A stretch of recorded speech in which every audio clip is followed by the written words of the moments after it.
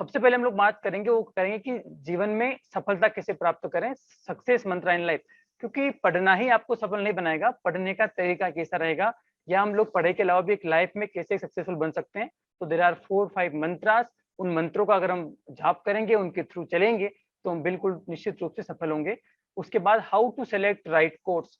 Sir बहुत सारे courses हैं, कौन सा कॉलेज में सेलेक्ट करूँ कोर्स, मुझे समझ में नहीं आ रहा है, बहुत ज्यादा कंफ्यूजन है। तो क्या क्या मैं स्टेप बताऊंगा आपको कि आपको वो पैरामीटर्स देखने हैं, और उसके बाद आप एक राइट कोर्स सेलेक्ट कर सकते हो। Then how to select right college. Sir हजारों कॉलेज हैं, हजारों एडवर्टाइजमेंट है, रोज पेपर में इतना ऐड आता है, इंटरनेट पे इतना ऐड आ रहा है, वो यूट्यूब पे हर जगह इतना सारा अब फैल गया है कि पता नहीं लगता है कौन सा कोर्स सिलेक्ट किया जाए, कौन सा कॉलेज सिलेक्ट किया जाए। तो how to select right college, एक कॉलेज सिलेक्ट करने के पहले मुझे उसमें क्या क्या देखना चाहिए। Then scholarship program. Sir financial स्थिति अच्छी नहीं है, हम सरकारी स्कूल के विद्यार्थी हैं और बहुत टैलेंटेड है, पढ़ना चाहते हैं, विजन रखते हैं, लेकिन पैसे नहीं है। तो बेटा पैसा नहीं है तो कोई दिक्कत नहीं, अगर आप टैलेंटेड हैं, आप विलिंग हैं, आप चाहते हैं आगे पढ़ना, तो आपके लिए बहुत सारे कोर्सेज, बहुत सारे स्कॉलरशिप प्रोग्राम्स अवेलेबल हैं। आप फ्री ऑफ कॉस्ट पढ़ सकते हैं, इवन आपका रेंट भी फ्री ऑफ कॉस्ट आप रह सकते हैं, बाहर खाने का पैसा भी गवर्नमेंट उठा रही है। तो वो स्कीम्स कौन कौन सी है वो भी आपको बताएंगे। उसके बाद एडमिशन प्रोसेस कैसे है कॉलेजेस में, ऑनलाइन कैसे होगा अभी। और उसके बाद गवर्नमेंट जॉब्स कौन सी, 10th के बाद मैं डायरेक्ट गवर्नमेंट जॉब करना चाहता हूँ तो सिर्फ बहुत सारी गवर्नमेंट जॉब्स हैं जो आप 10th के बाद कर सकते हैं। उसके बाद गवर्नमेंट जॉब्स आफ्टर 12th के बाद कौन सी गवर्नमेंट जॉब्स हैं जो आप डायरेक्टली जा सकते हैं। तो आप लोग स्किप ना करिएगा, बने रहिएगा। आपको इस 1 घंटे में आने वाले आपके भविष्य का निर्माण होगा, आप लोग जान पाएंगे, क्योंकि आपका जो एक डिसीजन है वो आपका लाइफ बिगाड़ सकता है और एक डिसीजन आपकी लाइफ बना सकता है। सो ये 1 घंटा अगर आपने ध्यान से सुना, और जो आपको लगता है कि यार ये मेरे लिए राइट कोर्स है, ये चीज मुझे करना चाहिए, उसके बारे में डिटेल निकाली, हम लोग आपसे जुड़े हैं, आपने डाउट पूछा, तो आप आज ही आपका करियर सिलेक्ट कर सकते हैं। और क्योंकि आपके पास ऑप्शंस अवेलेबल हैं। जनरली होता है क्या है, हमारे पास कोई ऑप्शंस होते नहीं है, और जो दोस्त करता है वो कर लेता हूँ, जो मेरे भाई ने किया मैं वो कर लेता हूँ, सर मुझे तो पता ही नहीं है। तो जो अवेयरनेस की कमी थी, जो हमको चीजें पता नहीं थी, हमारा ये जो विज्ञान सभा के साथ जुड़ने का ही मकसद था कि हम लोग क्या करें कि बच्चों को ये बता पाएँ कि क्या-क्या करियर ऑप्शंस आपके पास में हैं। तो उसके बाद तो आप सिलेक्ट कर पाओगे। अब आपको किसी ने बोल दिया साहब बीएससी कर लो, बीएससी कर लो, क्यों कर लो ये पता नहीं, उसके बाद क्या होगा ये पता नहीं, बीए कर लो, बीए के बाद क्या है, क्यों कर लो ये पता नहीं, व्हाई क्लियर नहीं है, लेकिन बस कर लो, आपने कर लिया। तो इसी कारण अनएम्प्लॉयमेंट है। ऐसा नहीं है कि जॉब नहीं है, जॉब बहुत सारी है, लेकिन स्किल्ड लोग नहीं है। स्किल्ड मतलब जिन बच्चों को कुछ आता ही नहीं, डिग्री प्राप्त कर लिया, आपने 12th बिना एग्जाम दिए पास कर ली, तो अगर आपसे मैं पूछ लूं भाई लो ग्रेविटेशन क्या होता है, पीरियोडिक टेबल क्या होती है, तो शायद आप नहीं बता पाएंगे, क्योंकि आपने वो पढ़ा नहीं है। तो नॉलेज नहीं है, डिग्री तो काम की नहीं है। तो सबसे पहले how to become successful life. भाई आपको जीवन में सफल बनने के लिए कैसे बन सकते हैं, क्या क्या चीजें आपको प्रैक्टिकली फॉलो करना चाहिए। तो पहली जो स्टेप है हमारी वो है hard work plus smart work. हमको सफलता पाने के लिए कठिन परिश्रम करना होगा, हार्ड वर्क करना होगा। तो सर बोलेंगे सर हार्ड वर्क तो बहुत लोग करते हैं तो सफल क्यों नहीं हो पाते। हार्ड वर्क कैसे, जैसे कोई हमाल है जो बोरी उठाता है, तो वो पूरे दिन भर अपने कंधे पर बोरी उठाकर चलता है, बहुत मेहनत कर रहा है, 12-12 घंटे मेहनत कर रहा है, फिर भी क्या वो सफल हो पाता है, क्या वो लाइफ टाइम में इतना पैसा कमा पाता है जिसमें कि वो आसानी से जीवन जी पाए, नहीं कमा पाता। हार्ड वर्क तो जो झाड़ू लगाते हैं वो भी कर रहे हैं, हार्ड वर्क तो जो खेती कर रहा है वो भी कर रहा है। तो कठिन परिश्रम तो सब कर रहे हैं, लेकिन हमको क्या करना पड़ता है, स्मार्ट वर्क भी साथ में करना पड़ेगा। अगर हार्ड वर्क और स्मार्ट वर्क दोनों हम लोग करेंगे तो हम लोग सफल हो सकते हैं।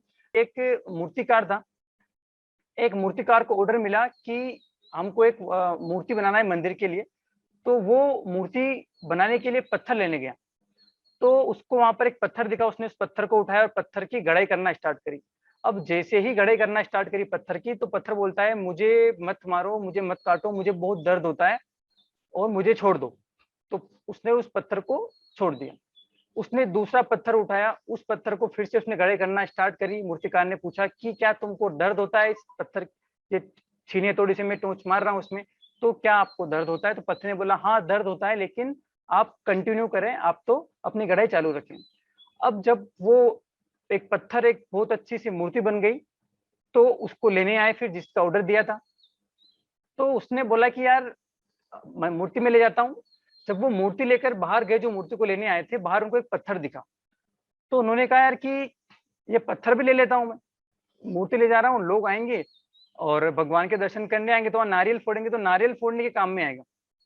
तो अब दोनों ही पत्थर और मूर्ति चले गए मंदिर में, मूर्ति सज गई है, श्रृंगार हो रहा है, डेली लोग आके धूप दे रहे हैं, और साइड में पड़ा हुआ है आपका वो पत्थर जो मना कर रहा था कि मुझे मत गड़ो, मुझे दर्द होता है छीने तोरी की टोच से।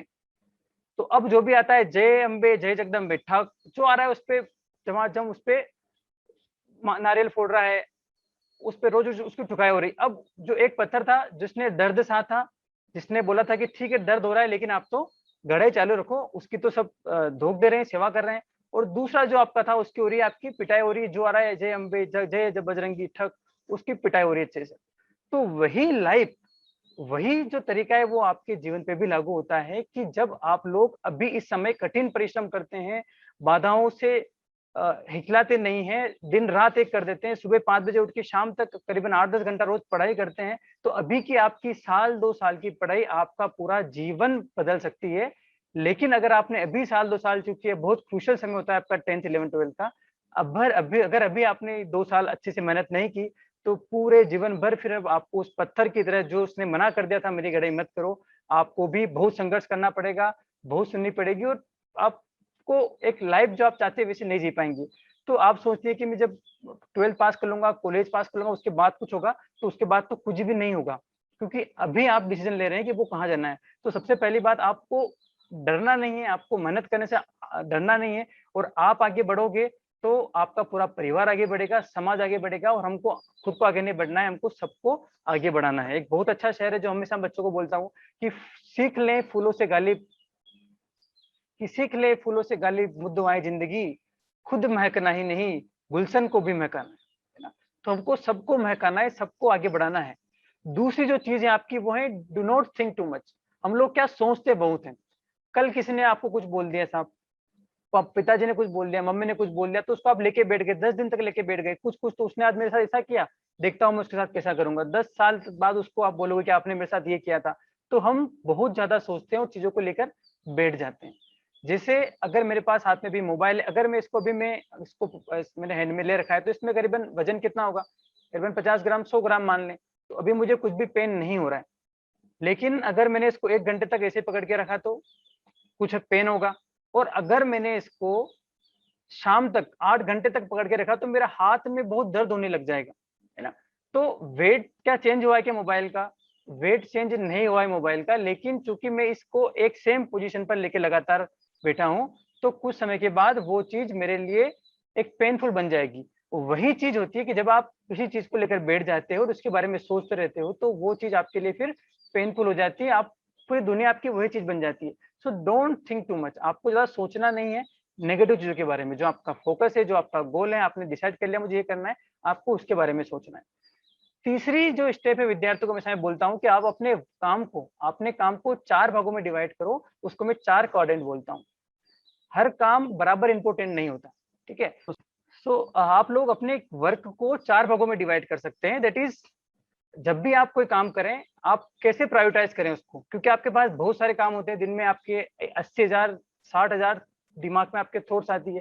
तो एक इंसान के दिमाग में लगातार थॉट्स चलती रहती है, तो कौन सी पे उसको ध्यान देना है, किस पे नहीं देना है, कैसे प्रोडक्टिव अपनी लाइफ को बनाना है, तो उसके लिए आप अपने काम को 4 क्वाड्रेंट में डिवाइड कर सकते हैं। तो जो पहला क्वाड्रेंट है उसको आपको जनरली फॉलो करना चाहिए मैक्सिमम टाइम, वो है अर्जेंट एंड इम्पोर्टेंट।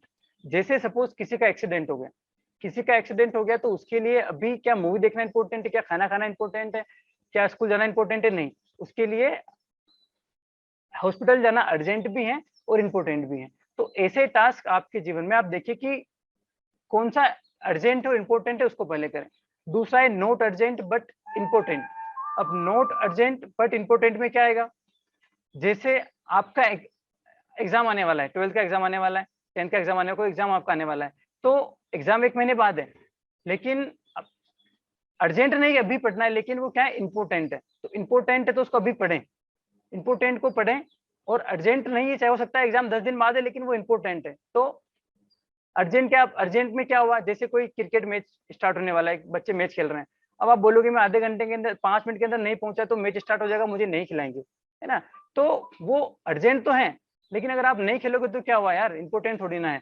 तो आपको क्या करना है, आपको डिवाइड करना है 4 भागों में, उसके बाद मूवी देखना, व्हाट्सएप चलाना, यूट्यूब देखना, नोट अर्जेंट नोट इम्पोर्टेंट, ना तो तुम्हारे लिए अर्जेंट है ना इम्पोर्टेंट है, ये टाइम पास का तरीका है। तो जब आप आपके जो दैनिक क्रियाकलाप है उसको इन 4 भागों में डिवाइड करोगे और देखोगे कि जो पहला जो क्वाड्रेंट है आपका, जिसमें बात कर रहा हूँ मैं अर्जेंट और इम्पोर्टेंट, आप पहले उस चीज को सेलेक्ट करो। उसके बाद दूसरा note urgent but important plan, तीसरा अर्जेंट बट नोट इम्पोर्टेंट। तो इस तरह से आप करोगे तो आपकी प्रोडक्टिविटी काफी बढ़ जाएगी।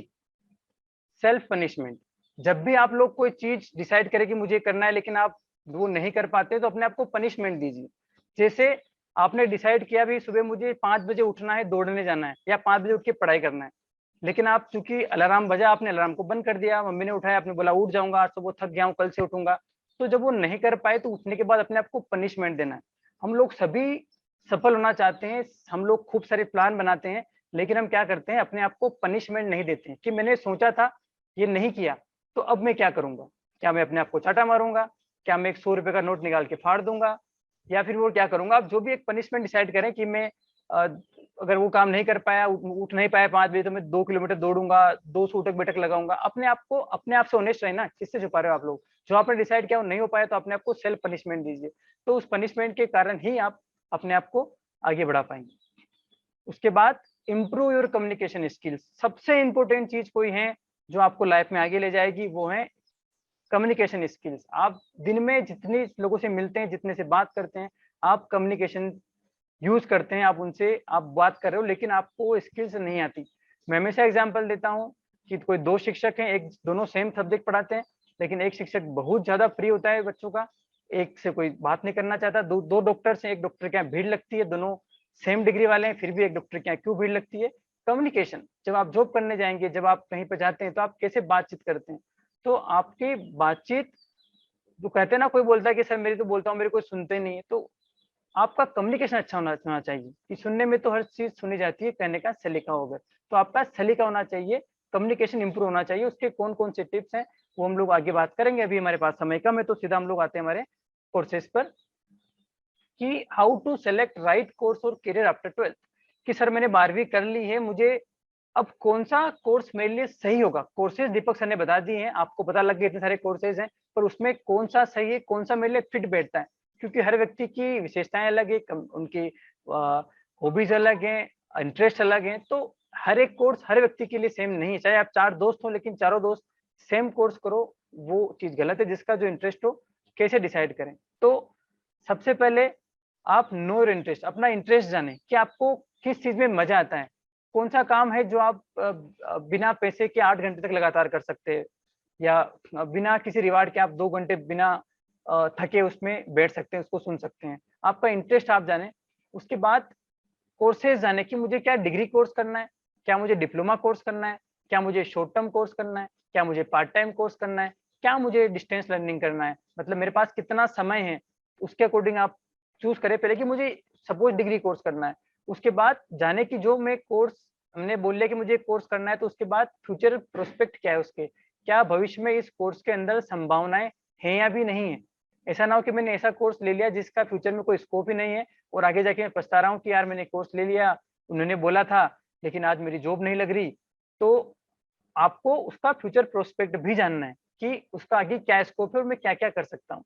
उसके बाद अगर इन सब पॉइंट्स को क्लियर करने के बाद, इन सब के तीनों पॉइंट्स को सोचने के बाद भी आपको क्लियर नहीं होता है कि मैं क्या करूँ, देन आप क्या करें, आप रिवर्स इंजीनियरिंग लगाएँ कि मुझे पायलट बनना है या मुझे आर्मी अफसर बनना है। तो वो व्यक्ति वहां तक कैसे पहुंचा, आप उसका रिवर्स लें और देखें कि वो कौन क्या-क्या कोर्स इसने करे जिसपे वहां पहुंचा और वहां पर वो क्या कर रहा है। तो आप उसके थ्रू भी पता लगा सकते हैं। लेकिन जब आप इन 3 पॉइंट्स के बारे में थोड़ा सोचेंगे, थोड़ा चिंतन करेंगे, मंथन करेंगे, तो निश्चित तौर पर आप ये पता लगाएंगे कि आपका क्या इंटरेस्ट है और आपको क्या कोर्स करना चाहिए। अपने साथ ऑनेस्ट रहिए।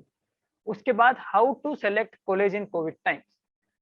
बहुत सारे कॉलेजेस हैं, सर कॉलेज कौन सा चयन मुझे करना चाहिए, क्योंकि आज हर कॉलेज अपना इतना सारा प्रचार करता है, डिजिटल मीडिया है, से इतना प्रचार कर रहा है, भ्रांतियां फैल रही है, इतने सारे एजेंट घूम रहे हैं।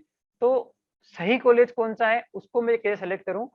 तो उसके लिए सबसे पहले मैं आपको स्टेप्स बता रहा हूँ, आप चाहे तो उसको नोट भी कर सकते हैं कि कौन कौन सी स्टेप्स के थ्रू आपको कॉलेज सर्च करना है कि जो अच्छा है। पहला है आपका find out top college in your area of study. आप जो कोर्स करना चाहते हैं उस कोर्स के अंदर वो कोर्स कौन कौन से कॉलेज करवाते हैं, आप उनकी लिस्ट बना लें कि चलो मेरे एरिया के अंदर ये कॉलेज ये कोर्स करवाते हैं।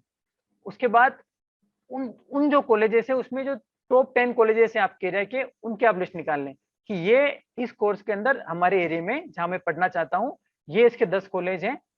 उसके बाद फैकल्टी क्वालिफिकेशन, जब आपने 10 कॉलेज सेलेक्ट कर लिए कि या तो मैं इसमें लूंगा या मैं इसमें लूंगा या मैं इसमें लूंगा। देखो कॉलेज में एडमिशन लेना इंपॉर्टेंट नहीं है, इंपॉर्टेंट है कि आपका सही कॉलेज में एडमिशन लेना। मैंने इतने सारे बच्चों को देखा है कि कॉलेज में आ गए लेकिन फैकल्टी पढ़े नहीं रही, बच्चे परेशान, फिर एक आध महीने मोटिवेशन रहता है उनमें, वो खुद भी फिर ऐसे हो जाते हैं, हमारे तो पढ़ाई चलती नहीं, कॉलेज जाते नहीं है, फिर वो प्राइवेट टाइप का हो गया और डिग्री मिल गई, आता कुछ नहीं, जॉब नहीं मिली, बोलते हैं बहुत बेरोजगार है। बहुत रोजगार है, बहुत रोजगार है, लेकिन प्रॉब्लम बस यही है कि स्किल्ड बंदे नहीं मिल पा रहे हैं। क्यों नहीं मिल पा रहे हैं? क्योंकि आजकल कॉलेजेस बहुत खुल गए हैं और क्वालिटी कॉलेजेस बहुत कम रह गए हैं। तो हमको क्वालिटी कॉलेज सोचना होंगे और एक कॉलेज में एक क्वालिटी फैकल्टी पढ़ा पाएगी। तो आपको देखना है फैकल्टी क्वालिफिकेशन की, उनकी वेबसाइट पर जाकर देखिए कि जो उनकी फैकल्टीज हैं क्या वो वेल क्वालिफाइड है, क्या वो बहुत हायर डिग्री कर रखी है, कैसा उनका रिसर्च एरिया है, और उनके बारे में जाने, कैंपस के बारे में जाने, कैंपस एनवायरनमेंट, क्योंकि जहां पर आप रहेंगे, जिस कैंपस में आप रहेंगे वहां पर आपकी पर्सनालिटी बिल्डिंग होगी। अभी ऑनलाइन कोर्स जो आप पढ़ते हैं तो ऑनलाइन में आपकी पर्सनालिटी डेवलप नहीं हो पा रही है ना। तो पर्सनालिटी का मतलब क्या है कि आप कैसे बोलते हैं, कैसे आप कम्युनिकेट करते हैं, कैसे ग्रुप डिस्कशन करते हैं, कैसे आप लोगों के सामने इंटरेक्ट करते हैं। तो ये सब आपके व्यक्तित्व का निर्माण करते हैं। अगर आपको बहुत चीजें आती है लेकिन आपको बोलते ही नहीं आ रहा, आप कम्युनिकेशन नहीं कर पा रहे, तो कोई सेंस नहीं उसका। आप 90% बना लो, आपको कोई जॉब नहीं लगने वाली। तो कॉलेज आपको ये बताता है कि आप कैसे अपना डेवलपमेंट करें, जहाँ पर अलग-अलग क्लब्स हो, चाहे सिंगिंग, आपका इंटरेस्ट सिंगिंग का मौका मिले आपको, अगर आप आर्ट्स का डांसिंग में हो, क्रिकेट खेलते हो, जो भी आपका पैशन है, क्या उस पैशन को फुलफिल करने के लिए क्या वहाँ पर वो साधन उपलब्ध हैं? क्या वहाँ पर जाकर भी आप अपनी हॉबी को चालू रख पाओगे? तो वहाँ का आप एनवायरनमेंट देखें। उसके बाद एलुमनी, सबसे बड़ी बात कि जिस कॉलेज में आप एडमिशन लेने जा रहे हैं, जहाँ पढ़ने जा रहे हैं, आप पूछें वहाँ के जो लोग वहाँ से पास आउट हो चुके हैं, जिन लोगों ने वहाँ से कोर्सेज़ किया है, उनसे आप पूछें कि क्या इस कॉलेज में ये जो बता रहे हैं वो सब चीज़ें होती है? ये कॉलेज कैसा है? क्योंकि आपने 4 साल यहाँ पे निकाले हैं, उसके 4 साल के बाद आप खुद कहाँ जॉब कर रहे हो, तो पूरा उसका डिटेल चीज़ें निकालें, उस कॉलेज की हिस्ट्री निकालें, उस कॉलेज की लिजेसी निकालें। उसके बाद whether they are focusing on holistic development. Again मैं बात करता हूँ, होलिस्टिक डेवलपमेंट का मतलब होता है सर्वांगीण विकास। हमारे अधिकतर संस्थान, चाहे वो कॉलेजेस हो, चाहे वो स्कूल्स हो, इस चीज़ पर ध्यान नहीं देते। ना ही वो फाइनेंशियल एजुकेशन पढ़ाते हैं, ना ही वो हेल्थ के बारे में बताते हैं, जबकि हेल्थ वेल्थ है तो उनको बताना चाहिए कि कैसे इंसान को फिट रह सकता है, हेल्थ कैसे इम्प्रूव की जाए, कैसे एंटरप्रेन्योरशिप के बारे में बताएँ। तो क्या वहाँ पर इन सब के बारे में बातें होती हैं? जो टेक्नोलॉजी है उसके बारे में बात होती है, तो आपको उसको भी ध्यान में रखना है। उसके बाद सबसे बड़ी बात प्लेसमेंट, कि जिस कॉलेज में आप एडमिशन ले रहे हैं, अगर उस कॉलेज में सपोज प्लेसमेंट होते हैं, वहाँ पर कंपनी आती है, तो क्या यहाँ पर एक अच्छी टीम है जो हमको प्लेस करा सकती है? क्या यहाँ पर जो ट्रेनिंग एंड प्लेसमेंट ऑफिसर है, जो क्या करता है, कंपनी लेके आता है। अगर आप 10th-12th के बच्चे हैं और आपको जानना है कि कैसे जॉब लगती है, तो एक कंपनी आपके कॉलेज में आती है, आपका इंटरव्यू लेती है और इंटरव्यू लेने के बाद में उनको लगता है कि ये बच्चा काबिल है, ये काम कर सकता है, तो उसको अपने कंपनी में बुलाती है और उसको जॉब दे देती है। तो ऐसे नौकरी लगती है। तो क्या आपके कॉलेज में कोई प्लेसमेंट नौकरी करवाने वाली टीम भी है? उसके बाद क्या एक्स्ट्रा करिकुलर एक्टिविटीज़ होती भी हैं? और लास्ट बात, क्या वहाँ पर जो मॉडर्न टूल टीचिंग टूल्स हैं, वो यूज़ कर रहे हैं वो, या पुरानी पद्धति से ही पढ़ा रहे हैं? उसके बारे में आप सर्च कर लें ऑनलाइन वेबसाइट्स पर उस कॉलेज के बारे में, क्योंकि बहुत सारे रिव्यूज़ वहाँ पर होते हैं।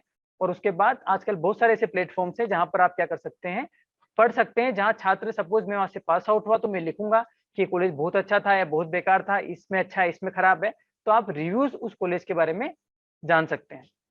उसके बाद जब आपका फिक्स हो गया कि चलो मुझे कोर्स करना है, ये कॉलेज लेना है, लेकिन क्या अब मेरे पास इतना पैसा नहीं है, तो क्या कोई स्कॉलरशिप प्रोग्राम मेरे लिए है एमपी गवर्नमेंट की तरफ से? ऑब्वियसली पूरे इंडिया में हर जगह काफ़ी सारे स्कॉलरशिप प्रोग्राम्स हैं, लेकिन चूँकि आप एमपी के बच्चे मैक्सिमम यहाँ पर है, तो मैं एमपी की स्कॉलरशिप्स की बात यहाँ पर करना चाहूँगा। तो सबसे पहली जो स्कॉलरशिप आती है जो है एमपी की, वो है मुख्यमंत्री मेधावी विद्यार्थी योजना।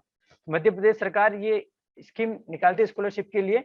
तो अगर आपने 12th 75% से पास किया है, अगर आप सीबीएसई की हैं तो आपने 85% से पास किया है और आपके फैमिली की इनकम 6 लाख से कम है, और जो एग्जाम्स होते हैं या तो आईआईटी का आपने दिया है, जेईई का, उसके अंदर आपकी रैंक 50,000 से कम है, या नीट में आपकी रैंक अच्छी है, तो आप इसके लिए अप्लाई कर सकते हैं। ठीक है, यहाँ पर आपको पूरी फीस फ्री मिलती है, मतलब आपको फ्री में पढ़ाएंगे, लेकिन ये आपकी एंड से अप्लाई होता है। ये आप पोर्टल पे जाएंगे मध्य प्रदेश के, और अगर आप वहाँ लिखा रहता है एलिजिबिलिटी, उन क्राइटेरिया के अंदर आप फिट होते हैं, उन स्कीम्स के अंदर, तो आप उसको अप्लाई कर सकते हैं। तो वो सबको नहीं मिल पाती, क्योंकि वहाँ पर क्राइटेरिया काफी सारे आ जाते हैं। जो स्कॉलरशिप है वो जो सबको मिलती है, जनरली मेरे यहाँ कॉलेज अगर है 50 बच्चे हमारे अगर ओबीसी के, तो 50 को ही मिल रही है, वो वाली हमारी post matric scholarship scheme for OBC students की। पोस्ट मैट्रिक स्कॉलरशिप जो होती है वो सबको मिलती है। इसमें आपका परसेंट कितना भी हो, इसमें आपने, चाहे आप कॉमर्स के हो, चाहे आप आर्ट्स के हो, चाहे आप साइंस के हो, कोई अगर आप कोर्स करने जाते हो, तो आपकी फीस का करीबन पूरा हिस्सा, अगर आपकी इनकम 75% 75,000 से कम है, और अगर उससे ज्यादा है तो 50% जो भी आपका ट्यूशन फीस है, उसका 50% आपको गवर्नमेंट देती है, चाहे आप प्राइवेट कॉलेज से पढ़ें, चाहे आप गवर्नमेंट स्कूल से पढ़ें। तो ये बहुत अच्छी है कि आपको पता होना चाहिए, जब भी आप किसी कॉलेज में एडमिशन लेने जाएं, तो पहले वहाँ पूछ लें कि क्या आपके यहाँ पे पोस्ट मैट्रिक स्कॉलरशिप मिलती है, क्या उसके फॉर्म भराएंगे। जनरली हर कॉलेज में मिलती ही है, तो इसके बारे में आप नोट करके रखिएगा, आप ओबीसी के स्टूडेंट हो तो। अगर आप एसटी एससी के हो तो आपको स्कॉलरशिप और ज्यादा मिलती है। आपकी अगर एनुअल इनकम फैमिली की 2.5 लाख से कम है, तो आपको 100% स्कॉलरशिप मिलती है, मतलब आपको फीस बिल्कुल नहीं लगेगी। चाहे आपकी फीस अगर 1 लाख है तो 1 लाख ही रिफंड हो जाएगी।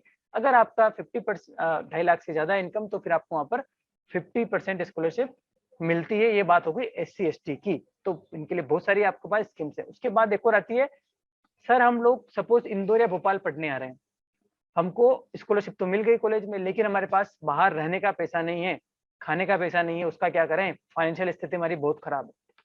तो वहां पर आप क्या कर सकते हैं, वहां पर मध्य प्रदेश आवास सहायता योजना है, जहां पर भारत सरकार, जो मध्य प्रदेश की सरकार है, आप पढ़ने अगर इंदौर में आए, अगर आपने रेंट पे कोई रूम लिया है, तो आपको 2,000 रुपए पर महीना गवर्नमेंट आपको देती है। आपको कुछ नहीं करना है, मध्य प्रदेश आवास सहायता के पोर्टल पर जाना है, वहां पर जहां पर आपने रूम लिया है वहां का रूम एग्रीमेंट बना ले कि मैं इस रह रहा हूँ। आपके मकान मालिक से बोले कि अपना अनुबंध तैयार कर दो कि मैं आपके यहाँ रहता हूँ और मेरे महीने के इतने रुपए लगते हैं।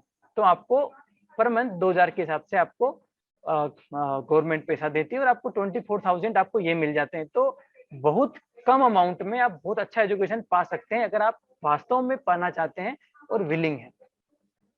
तो ये तो बात हो गई स्कॉलरशिप्स की। फिर भी कोई बच्चे जनरल का हो पर वीक हो, माइनॉरिटी के लिए ऑफकोर्स बहुत सारी स्कीम्स अवेलेबल है। लैक ऑफ टाइम के कारण मैं उनको नहीं कर पाऊंगा।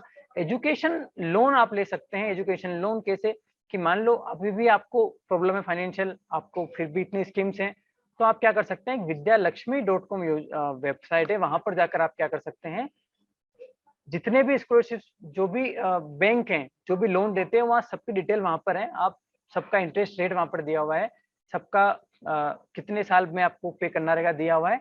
आप वहां जाकर, वहां पर 39 बैंक हैं और 128 लोन स्कीम से आप वहां जाकर पता कर सकते हैं। और स्कॉलरशिप्स के बारे में जो हैं, आपको भी जीएल धनगर साहब मेरे बाद में आएंगे, वो डिटेल में आपको बताएंगे कि अगर ऐसे बच्चे जिन्होंने 10th पास कर लिए, लेकिन वो चाहते हैं कि सर मुझे तो गवर्नमेंट जॉब ही चाहिए और अभी चाहिए, फाइनेंशियल स्थिति अच्छी नहीं है, तो वो कैसे पा सकते हैं। तो अब जो सेशन होने वाला है बहुत इंपॉर्टेंट होने वाला है, आप कहीं जाइएगा नहीं, और आपको जहां पर भी लगता है आप उस चीज को नोट कर लेना, क्योंकि यहाँ मैं ऐसी ऐसी जॉब्स बताने वाला हूँ। ऐसी 15 गवर्नमेंट जॉब्स हैं जो आप 10th के बाद कर सकते हैं। 10th के बाद सीधा आप 15 गवर्नमेंट जॉब्स में जा सकते हैं। ओके, तो ऐसी 15 गवर्नमेंट जॉब्स जो आप सीधा 10th के बाद जा सकते हैं और बहुत अच्छी सैलरी पा सकते हैं, उनकी हम लोग बात करते हैं। तो हायर स्टडीज की तो बात दीपक सर ने कर ली, मैं बात करता हूँ जॉब अपॉर्चुनिटीज की, कि कौन कौन सी जॉब है। तो कौन कौन सी गवर्नमेंट जॉब्स हैं जो आप 10वीं के बाद सीधा कर सकते हैं। तो पहली आपकी जो आती है वो होती है इंडियन कोस्ट गार्ड, जहां पर आपको एक नाविक जनरल, आपको नाव नदी के अंदर आपको शिप पे रहना है। 10th के बाद आप सीधा रिटर्न एग्जाम दे सकते हैं और इंटरव्यू देकर आपको काफी अच्छी सैलरी यहाँ मिलती है। 22,000 से 35,000 रुपए आप कमा सकते हैं इंडियन कोस्ट गार्ड के अंदर जॉब करके। तो आप यहाँ पर अप्लाई कर सकते हैं। अब मैं आपसे निवेदन करूंगा कि आप नोट करते जाएं, जो जिसमें भी आपको इंटरेस्ट है उसको आप बाद में जाके डिटेल में देख सकते हैं, और सेमिनार के बाद हम डिटेल में उसके बारे में बात भी करेंगे। उसके बाद दूसरी जो आती है जॉब आपकी होती है ITBP, Indo Tibetan border police force. तो Indo Tibetan border police force, यहाँ पर जो आपकी एलिजिबिलिटी होती है 10वीं पास अगर आप हैं, 18 साल से 23 साल के बीच में अगर आप हैं, तो यहाँ पर रिटन एग्जाम होगा। अब देखो जितनी भी दुनिया भर की एग्जाम होगी गवर्नमेंट एग्जाम, चाहे वो ग्रेजुएशन के बाद हो, चाहे वो 10वीं के बाद हो, चाहे वो 12वीं के बाद हो, आपको 3 चीजें ही वहां पर पूछी जाती हैं। पहला है कि आपको जीके पूछते हैं, जनरल नॉलेज, आपका जनरल अवेयरनेस। दूसरा वो पूछते हैं आपसे कि आपका जो एप्टीट्यूड होता है, जैसे जनरल मैथ्स हो गई आपके ना, नदी नाव एप्टीट्यूड, रीजनिंग हो गई, ये सिंपल सिंपल चीजें वो पूछते हैं। तो आपको क्या करना है, वो तैयारी अभी से कर देना है। सब बच्चों को अभी से जनरल नॉलेज आप पढ़ते जाएं, आप थोड़ा बहुत जो रीजनिंग पढ़ते जाएं। आर एस अग्रवाल की बुक आती है, वो बुक ले लें, या मैं हम लोग आपको नोट्स भी शेयर कर देंगे, लिंक शेयर कर देंगे, डाउनलोड आप लोग कर लेना, ग्रुप में हम लोग शेयर कर देंगे, आप व्हाट्सएप ग्रुप में जुड़े हुए हैं। तो आपको हर एग्जाम में रिटर्न देना रहेगी, और जितने भी हमारे जो बॉर्डर के या गवर्नमेंट के एग्जाम में, यहाँ पर फिजिकल टेस्ट भी जनरली सब में होता है, तो आपको देखते हैं कि आप फिट हैं या नहीं है। तो इसमें आपको 20,000 रुपए पर मंथ मिलते हैं, ये भी अच्छी जॉब है, आप ट्राई कर सकते हैं। उसके बाद जो तीसरी एग्जाम आती है, ये भी आप अगर 10वीं पास हैं, अब मैं अगर बोल रहा हूँ 10वीं पास है, इसका मतलब ये भी अगर आप 12वीं पास है तो भी आप ये दे सकते हैं, है ना, ये सबके लिए है। तो कम से कम 10वीं, उसके बाद 12वीं हो, ग्रेजुएशन हो, फिर भी आपको लगता है नहीं ये मेरे लिए ठीक है, तो आप वो दे सकते हैं। तो ये सबके लिए, लेकिन 10वीं पास से ऊपर के लिए। तीसरी एग्जाम आती आती है RBI, reserve bank of India.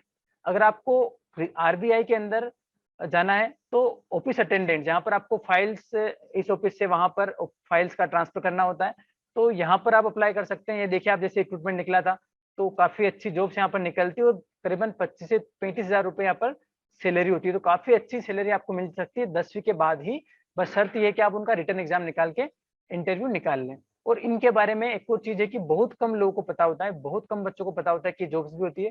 तो अगर आप थोड़ी सी इनके बारे में जानकारी निकालेंगे और थोड़ा सा तैयारी कर लेंगे, तो निश्चित तौर पर आपको जॉब मिल जाएगी। हम लोग जब थे हमको पता नहीं था, नहीं तो हम लोग भी बेसिकली इनमें से कोई जॉब में चले जाते, लेकिन गाइडेंस नहीं था। और हम वो चाहते हैं कि वो चीज जो हमारे साथ हुई वो आपके साथ ना हो, इसी कारण हम ये प्रोग्राम यहाँ पर कर रहे हैं। उसके बाद जो है हमारा चौथा ऑप्शन मिलता है, आपको मिलता है आईबी सिक्योरिटी असिस्टेंट, जो इंटेलिजेंस ब्यूरो होता है ना। इंटेलिजेंस ब्यूरो एक बहुत ही प्रेस्टिजियस जॉब होती है। यहाँ पर आप जॉब ले सकते हैं। यहाँ पर आप सिक्योरिटी असिस्टेंट, जो आईबी ऑफिसर रहेंगे उनके सिक्योरिटी बनकर आपको रहना है। वहाँ यहाँ पर भी आपको रिटर्न एग्जाम होगा, और बहुत अच्छी सैलरी, करीबन 35 से 40,000 सैलरी यहाँ पर आपको मिल जाती है। थोड़ा सा इंटेलिजेंस देखते हैं, थोड़ा सा साइकोमेट्री आपका टेस्ट करते हैं, लेकिन खुफिया विभाग के अंदर आप एक बहुत अच्छी जॉब पा सकते हैं। अगेन बहुत कम लोगों को पता है, तो गोल्डन अपॉर्चुनिटी आप लोगों के लिए 10वीं बाद में आप ट्राई जरूर कर सकते हैं। एटलीस्ट इनके फॉर्म भर के आप एक बार एग्जाम दें, तो आपको समझ में आएगा कि कितना क्या चीज है और कैसे हम लोग क्वालिफाई कर सकते हैं। उसके बाद एक और जब आपको आती है इंडियन नेवी एमआर। अगर आपको इंडियन नेवी के अंदर जाना है एमआर की पोस्ट पर, तो हर 6 महीने के अंदर इंडियन नेवी एमआर की जॉब निकलती है। 18 से 25 साल आपके अगर आपकी एज है, तो आपकी सैलरी यहाँ पर 25,000 मिलती है। और इंडियन नेवी के अंदर 10th पास स्टूडेंट्स इजीली ये जॉब पा सकते हैं। उसके बाद पुलिस कांस्टेबल आती है। आप सब जानते हैं पुलिस कांस्टेबल एक तो निकलती है दिल्ली, दिल्ली वाले निकालते हैं। तो दिल्ली और अदर स्टेट में फर्क ये है कि दिल्ली के अंदर क्या होता है कि पैसा थोड़ा सा ज्यादा मिलता है, करीबन 18 से 25,000 रुपए, और थोड़ा पावर ज्यादा रहता है उनके पास में। 10th पास बच्चा अप्लाई कर सकता है। यहाँ पर भी आपका रिटर्न एग्जाम होगा, फिजिकल एग्जाम होगा, मतलब दौड़ वगैरह होगी, और आप बहुत जॉब्स इसमें निकलती है। उसके बाद आपकी आती है ऑर्डिनेंस फैक्ट्री। ऑर्डिनेंस फैक्ट्री मतलब क्या, जहां पर हथियार बनते हैं, जहां पर आपके हथियार बनते हैं सेना के लिए, उसको हम लोग ऑर्डिनेंस फैक्ट्री बोलते हैं। तो यहाँ पर भी आप बहुत अच्छी जॉब पा सकते हैं। इन सब के अंदर बहुत गवर्नमेंट जॉब्स हैं। तो आपको इन सैलरी के अलावा बहुत सारी सुविधाएं मिलती है, जैसे आपको वहाँ पर रहने के लिए क्वार्टर्स मिल जाते हैं, आपको हॉस्पिटल फ्री मिल जाते हैं, आपके बच्चों के लिए फिर वहाँ पर स्कूल वहाँ फ्री रहते हैं। तो एक सिक्योर आपके पास ऑप्शंस रहते हैं। तो ऑर्डिनेंस के अंदर आपका रिटन टेस्ट होता है, और उसके बाद आप इंटरव्यू के बाद आप ऑर्डिनेंस फैक्ट्री में जा सकते हैं। यहाँ पर भी आपको करीबन 25 टू 35,000 पैसा मिल सैलरी रहती है। उसके बाद आती है काफी ज्यादा आजकल पोस्ट निकलती है इसकी, फॉरेस्ट गार्ड। फॉरेस्ट गार्ड मतलब ऐसा नहीं कि आपको जंगलों में रहना है, फॉरेस्ट गार्ड भी अच्छी जॉब है। यहाँ पर आपको रिटर्न एग्जाम होगा, और रिटर्न के बाद जो मेरिट बनती है उसके अकॉर्डिंग आपको कॉल करते हैं इंटरव्यू के लिए। और यहाँ पर भी आपको 20,000 से 25,000 तक पैसा मिल सकता है वन विभाग में। और यहाँ पर भी 10वीं पास 12वीं पास लोग अप्लाई कर सकते हैं। तो फॉरेस्ट गार्ड होगी, उसके बाद आप इंडियन आर्मी ज्वाइन कर सकते हैं। इंडियन आर्मी एक तो जो दीपक सर ने बताया इंडिया के थ्रू होता है, दूसरा जो नॉर्मल आपका इंडियन आर्मी के अंदर आप जाना है, तो आप क्या कर सकते हैं, रिटर्न देके फिजिकल देके फिर आप इसके अंदर जा सकते हैं। तो उसके बाद आती है आपकी रेलवे, इंडियन रेलवे।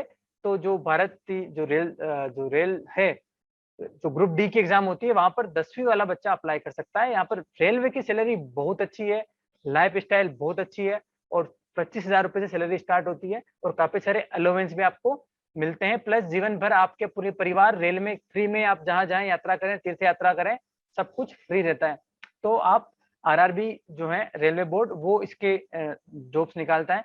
तो आप इंडियन रेलवे के लिए भी अप्लाई कर सकते हैं, काफी बढ़िया जॉब इसमें रहती है, और ये भी 10वीं पास के लिए। तो इतने सारे जॉब से 10वीं वाले के लिए, फिर भी 10वीं वाले बच्चे परेशान रहते हैं, सर क्या किया जाए। तो आई होप आज के बाद आप परेशान तो नहीं रहेंगे, आप परेशान ये रहेंगे कि कौन सा कोर्स किया जाए, कैसे सिलेक्ट किया जाए। जॉब जॉब तो बहुत सारी है, इसके अलावा बहुत सारी है। भारतीय डाक पोस्टल डिपार्टमेंट, जो आपके ग्रामीण डाक सेवक होते हैं, वो जॉब आपको मिल सकती है पोस्ट मास्टर की।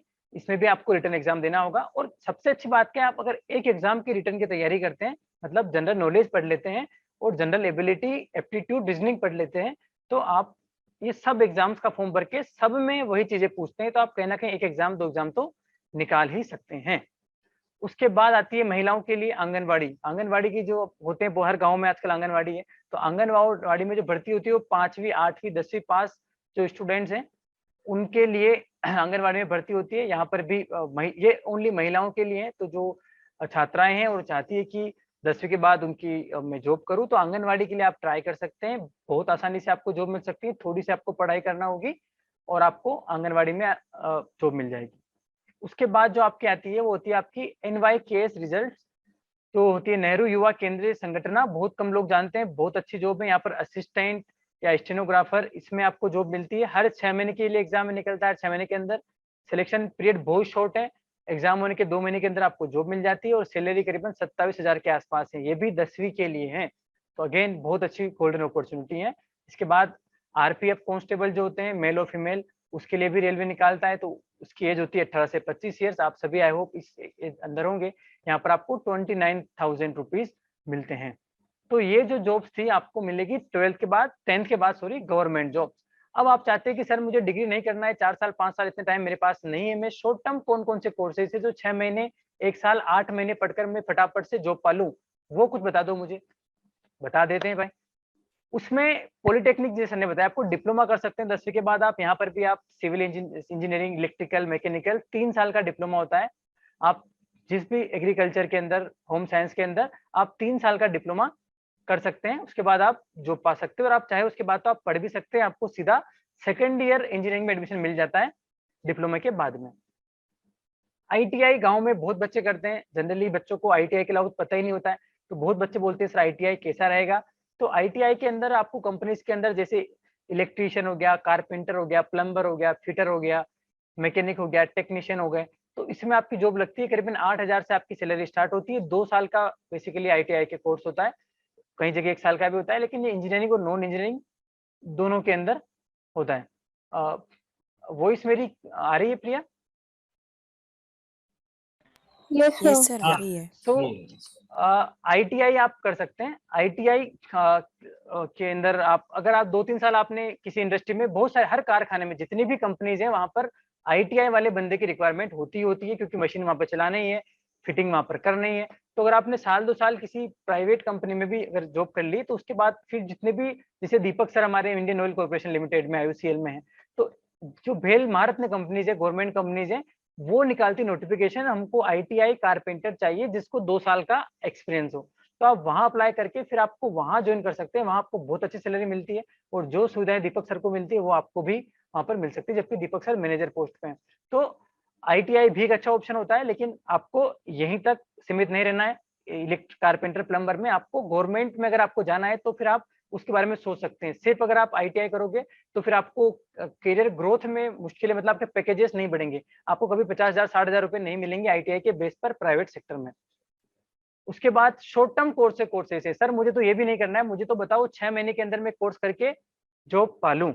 तो उसके लिए आप क्या कर सकते हैं, डिप्लोमा कर सकते हैं 2D और 3D एनिमेशन का। आजकल बहुत चल रहा है एनिमेशन कोर्स, कहीं भी आप जाएं, एक सॉफ्टवेयर सीख जाएं। उसके अलावा आप कंप्यूटर के एप्लीकेशंस, कोई भी Word, Excel, PowerPoint, Microsoft PowerPoint सीख जाएं। बहुत सारे लोग होते हैं, मान लो मुझे कोई काम करवाना है, मुझे टाइम नहीं है, मैं आपको अपॉइंट करूंगा कि बेटा मेरे लिए PPT बना दो, मेरे लिए कुछ बना दो। तो ये बहुत आसान होते हैं अगर आज आप कंप्यूटर पे बैठेंगे और जब आप अगर 2 महीने भी अगर आपने कंप्यूटर सीखा तो आप बहुत ईज़िली छोटे-छोटे जो चीज़ें हैं, ये आप सीख सकते हैं और इनसे किसी भी एक कंपनी में एक अच्छी जॉब पा सकते हैं। वेब डिज़ाइनिंग कर सकते हैं, 6 महीने का कोर्स कर सकते हैं, कोई प्रोग्रामिंग लैंग्वेज सीख सकते हैं। आजकल बहुत यूट्यूब चल रहा है, सर्च इंजन ऑप्टिमाइज़ेशन सीख सकते हैं और इन सब के लिए आपको कहीं बाहर नहीं जाना है। आप चाहें तो आप यूट्यूब आपके पास में है, आप वहाँ जाएँ, उस कोर्स का नाम लिखें और आप वो पूरी जानकारी आपको वहाँ मिल जाएगी। इवन अच्छे-अच्छे एक्सपर्ट मिल जाएँगे जो फ्री ऑफ कॉस्ट आपको वो कोर्स प्रोवाइड करते हैं। इवन मेरे भी बहुत सारे ऑनलाइन कोर्सेज़ अवेलेबल हैं बट अनफॉर्च्यूनेटली मेरा इंजीनियरिंग फील्ड है तो इन फील्ड में नहीं है। तो आप इज़िली इनमें जा सकते हैं। उसके बाद कुछ वोकेशनल कोर्सेज़ होते हैं जैसे अगर आप चाहते हैं कि कोई बैंकिंग का कोर्स कर लूँ और उसके बाद बैंक में लग जाऊँ तो 2 इयर्स का कोर्स होता है आपका बैंकिंग एंड फाइनेंशियल सर्विस का। उसके बाद डेस्कटॉप पब्लिशिंग का होता है। उसके बाद इंश्योरेंस मान लो आपको इंश्योरेंस आपको बीमा वगैरह करना है, एलआईसी एजेंट बनना है, तो इंश्योरेंस के कोर्स होते हैं 1 साल के फिर आप एजेंट बन सकते हैं।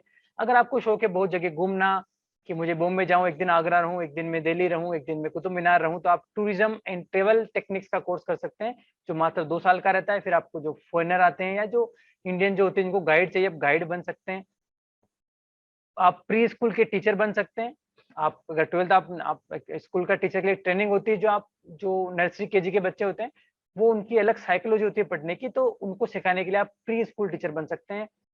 होटल मैनेजमेंट आप होटल कैसे होटल में काम होता है, वेटर का काम या होटल ऑपरेशंस कैसे होता है, वो काम का आप छोटा-सा कोर्स कर सकते हैं 2 साल का, डेंटल का 2 साल का कोर्स कर सकते हैं। तो आप डिग्री कोर्सेज़ के अलावा छोटे कोर्सेज़ भी कर सकते हैं। और भी बहुत सारी चीज़ें हैं, लेकिन अब हम बात करते हैं, सर हमने 12वीं पास कर ली है, अब मुझे गवर्नमेंट जॉब चाहिए, अब मेरे से ना हो पाएगा, लेकिन आपको होना है, लेकिन अगर आप नहीं हो पा रहा है, तो आपके लिए गवर्नमेंट जॉब्स कौन-कौन सी है, उसकी बात कर लेते हैं। तो सबसे अच्छी जॉब है एनडीए जिसकी दीपक सर ने बताया था, थोड़ा-सा डिटेल में करना चाहूँगा कि नेशनल डिफेंस एकेडमी की जॉब होती है। इसमें जो भी बच्चे मैथ्स या बायो से हैं, वही बच्चे इसमें जा सकते हैं। अगर आपका 12th के अंदर 80% से ज़्यादा है, तो आपको रिटन एग्ज़ाम नहीं देना है, आप सीधा डायरेक्ट एसएसबी इंटरव्यू के लिए जा सकते हैं, 5 दिन का आपका इंटरव्यू होता है।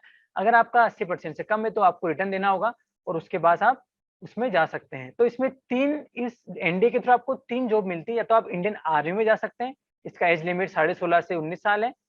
इंडियन नेवी में जा सकते हैं, अगेन 16 साढ़े 16 से 19, उसके बाद इंडियन एयर फोर्स।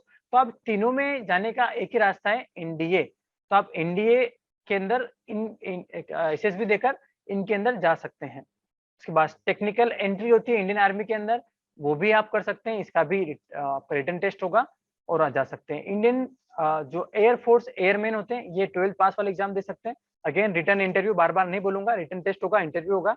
इसकी सैलरी आपकी रहती है 30,000 के आस-पास, 30,000 से स्टार्टिंग होती है और इंडियन एयर फोर्स एक बहुत अच्छी जॉब होती है, बहुत प्रेस्टीजियस जॉब है और आपको बहुत मज़ा आएगा समाज सेवा, देश सेवा करने में। उसके बाद दिल्ली पुलिस जो मैंने आपको बताया, एमपी मध्य प्रदेश कांस्टेबल, आप कांस्टेबल बन सकते हैं। उसके बाद आप SSC stenographer, staff selection commission बहुत सारे जॉब्स निकालता है। वो कंबाइंड हायर सेकेंडरी लेवल के भी होते हैं, कंबाइंड ग्रेजुएशन लेवल के भी होते हैं। इसका मतलब 12वीं वाला बच्चे के लिए भी जॉब्स निकालता है और ग्रेजुएशन वाले बच्चों के लिए भी जॉब निकालता है।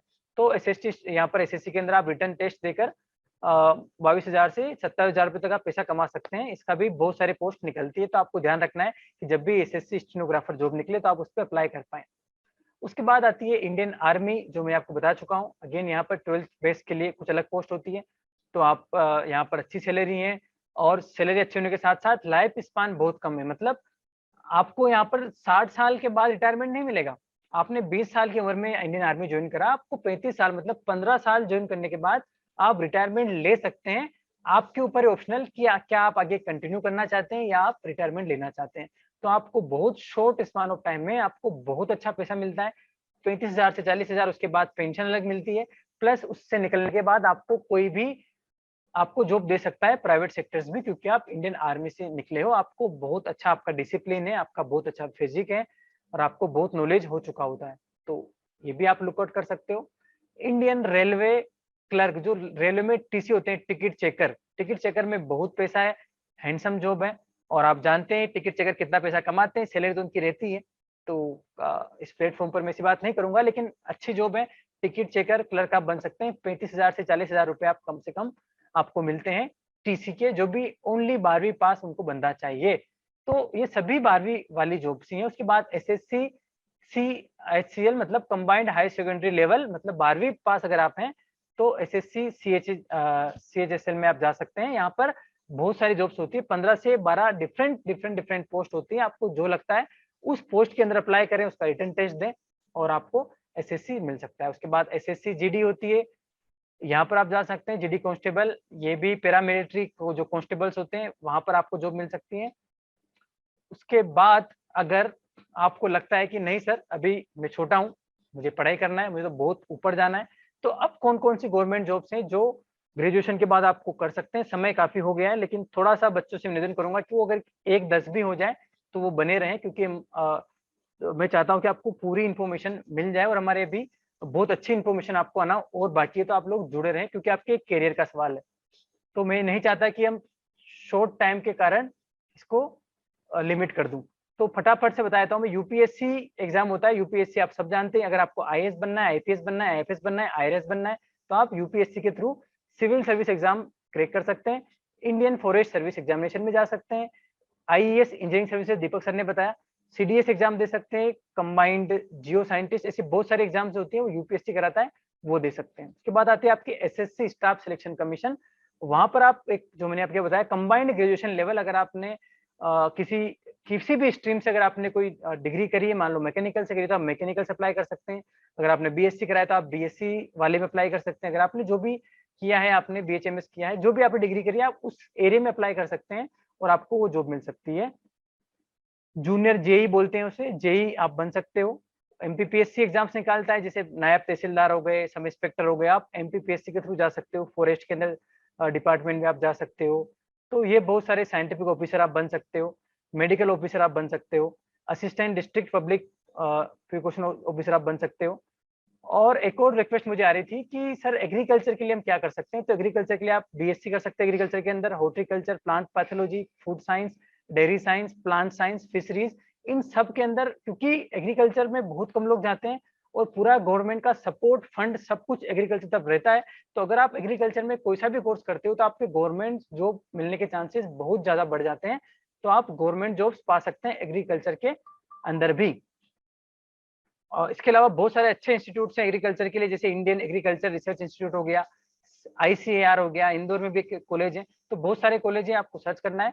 अब चूंकि मैंने आपको इतने सारे ऑप्शंस बता दिए हैं, फिर भी टाइम की लिमिट है, इसी कारण हमने, आप क्या करें, आपके जो भी डाउट्स हैं आप कमेंट बॉक्स में लिख लें। यूट्यूब पे लिख रहे हैं तो यूट्यूब पे लिख दें, अगर आप जूम पर है तो जूम पे लिख दें। हम लोग कल संडे को एक सेशन करेंगे, दीपक सर हम लोग सभी एक्सपर्ट वापस 6 से 7 में, वहां पर आपके जितने भी डाउट्स रहेंगे उन सबको क्लियर करेंगे। आप कल शाम तक, मतलब शनिवार शाम तक, आप जो भी आपको डाउट आते हैं, आप इनकी रिकॉर्डिंग आपको मिल जाएगी, तो आप वापस से इनको देख लें। जहां आपको लगता है आपके डाउट्स आप लिख के रख लें, क्योंकि आज आपको पता लगा है, अब आपको डिसीजन लेना है कि मुझे क्या करना है। तो आप डाउट्स अपने नोट लिख लें, हम संडे को आपके पूरे डाउट्स क्लियर करेंगे। So thank you so much for विज्ञान सभा। फारे साहब को धन्यवाद देना चाहूंगा जिन्होंने मुझे मौका दिया, और बहुत अच्छा लगा आप सबसे मिलकर। होप आप जो भी चाहते हैं आप अचीव करें और पाएं। Thank you so much. Thank you sir for a excellent presentation. हमें बहुत अच्छा लगा आपके टीचिंग एक्सपीरियंस के बारे में जानकर, और निश्चित तौर पर आपके द्वारा दिए गए मार्गदर्शन हमारे करियर को एक नई राह दिखाएगा।